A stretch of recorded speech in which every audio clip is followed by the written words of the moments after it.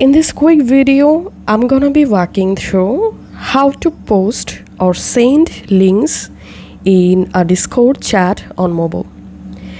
To send or share any links in your Discord chat, all you have to need on your mobile, you can open Discord on app or you can open Discord in browser.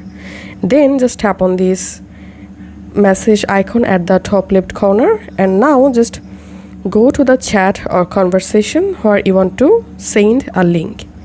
And now to send a YouTube video link, first of all go to YouTube and just copy the video link and go to the chat again, tap on this message box, hard press on message, tap on paste and just tap on send button, and the video link will be sent.